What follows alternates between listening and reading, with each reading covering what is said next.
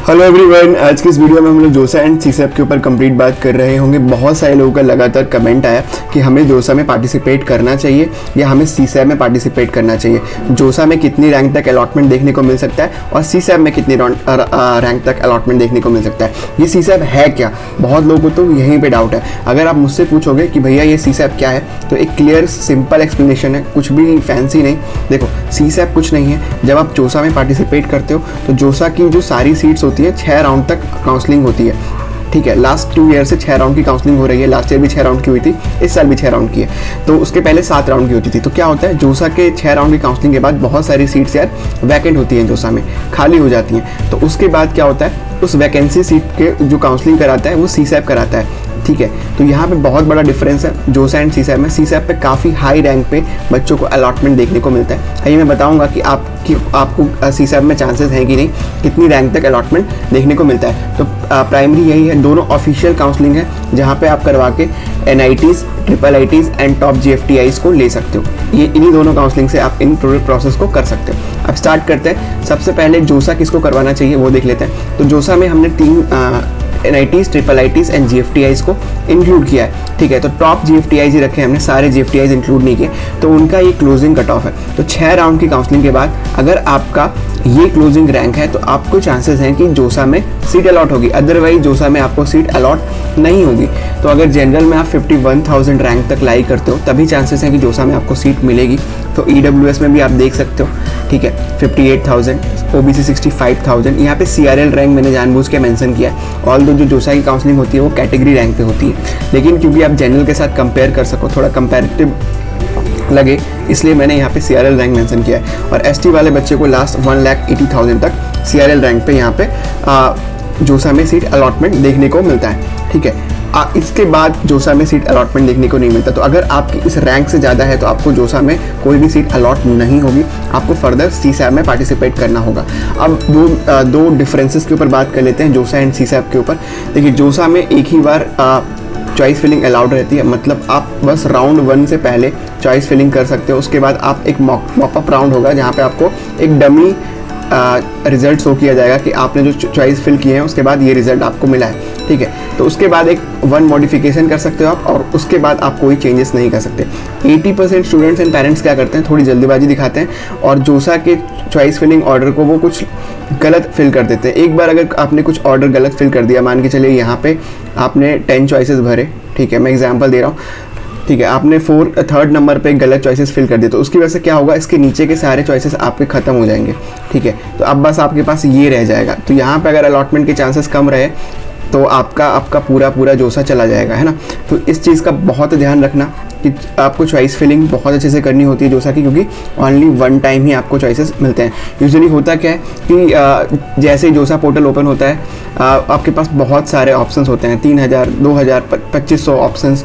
इतने सारे ऑप्शंस में आप बहुत कंफ्यूज होते हो कि मुझे डालना चाहिए तो कुछ मिल भी नहीं रहा है। तो उसके हिसाब से बहुत ध्यान से आपको जोसा की चॉइस फिलिंग करनी होती है। जोसा की काउंसलिंग की जो रजिस्ट्रेशन फ़ी होती है वो उसको कोई पैसे नहीं लगते, फ्री काउंसलिंग होती है। ठीक है, जब तक आपको जोसा में कोई सीट अलॉटमेंट देखने को नहीं मिले। तो ये जोसा के ऊपर है। अब सीसैप के ऊपर बात कर लेते हैं। सीसैप बहुत ही रिस्की काउंसलिंग है। ठीक है, क्योंकि आप समझो कि अक्टूबर में जाके इसकी काउंसलिंग होती है, लेकिन ये रिस्की है या नहीं इसके ऊपर और भी बात करेंगे।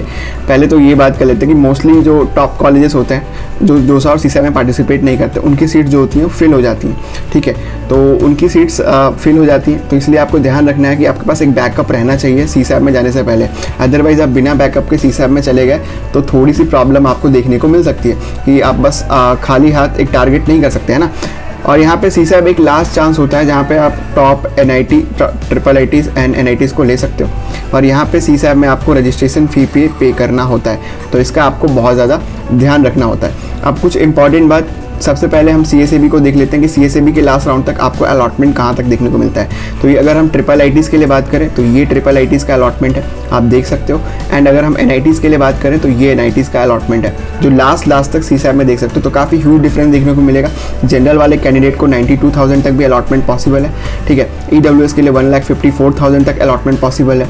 अगर OBC है तो 1,20,000 देखो, OBC के लिए 1,24,000 तक अलॉटमेंट पॉसिबल है। ठीक है, SC के लिए 2,36,000 तक अलॉटमेंट पॉसिबल है। तो इस तरह से IIITs में ST के लिए 3,82,000 तक अलॉटमेंट पॉसिबल हुआ है। ठीक है, वैसे NITs के लिए आप देखोगे तो काफ़ी हाई रैंक पे भी जनरल वाले बच्चों के लिए 1,26,000 तक, एंड बाकी जो कैटेगरी आप देख सकते हो 3,37,000 तक ST के लिए, SC के लिए 2,62,000 तक, एंड OBC के लिए 1,55,000 एंड EWS 1,91,000 तक अलॉटमेंट आपको देखने को मिला है NITs के अंदर, है ना। सो गाइस, अगर आप इस क्राइटेरिया में बिलोंग करते हो तो बिल्कुल चांसेस हैं आपको CSAP के लास्ट तक अलॉटमेंट देखने को मिलने का, ठीक है। तो आप बिल्कुल CSAP में पार्टिसिपेट कर सकते हो। CSAP में सेपरेट काउंसलिंग में पार्टिसिपेट किया जा सकता है। ऐसा हो सकता है कि आप जोसा में पार्टिसिपेट ना करो बट CSAP में कर सकते हो। अब यार बहुत सारे लोगों को डाउट होगा यहाँ पे, अब बैकअप के बारे में बात कर लेते हैं। तो अगर गाइस आप CSAP में पार्टिसिपेट कर रहे हो तो आपको एक स्टेट काउंसलिंग का बैकअप शुरू से बना के चलना पड़ेगा। चाहे आप जैक चंडीगढ़ की बात करें, जैक दिल्ली की बात करें, IPU के लिए बात करें,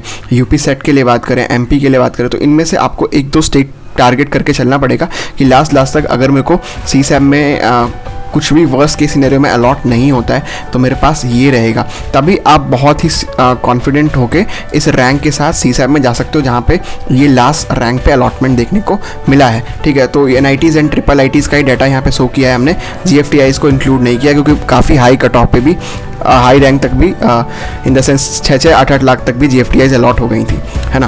तो यहाँ पे हम आपकी हेल्प कैसे कर रहे होंगे as a career connect services. हमारी जो काउंसलिंग मिनी है वो हमने इंट्रोड्यूस किया है स्पेशली 799 के लिए, जहाँ पे आप हमसे इनरोल करके कंप्लीट आपके ऑल इंडिया लेवल पे जितने भी चांसेस बनते हैं, जितने भी स्टेट काउंसलिंग में चांसेस बनते हैं और ऑल इंडिया लेवल पर जहाँ भी आपके चांसेस बनते हैं उसका एक कंप्लीट सॉल्यूशन हम आपको 1-to-1 डिस्कस करके आपको प्रोवाइड करेंगे, जिसमें 1 आवर का कॉल सपोर्ट इंक्लूडेड है, एंड प्लस आप हमसे कंप्लीट एक काउंसलिंग भी करवा सकते हो। फॉर एग्जांपल अगर आपको CSAP की कंप्लीट काउंसलिंग करानी हो तो वो भी आप 799 में ही कर सकते हैं, only 1 counselling out of this 10 counselling.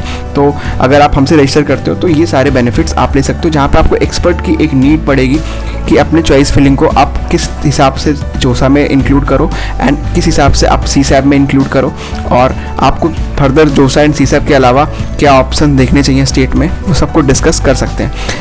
Link available है गाइस डिस्क्रिप्शन में, जहाँ से आप हमसे कांटेक्ट कर सकते हो। Thank you so much guys for watching this video. Video पसंद आई हो तो उसको चैनल को सब्सक्राइब कर दें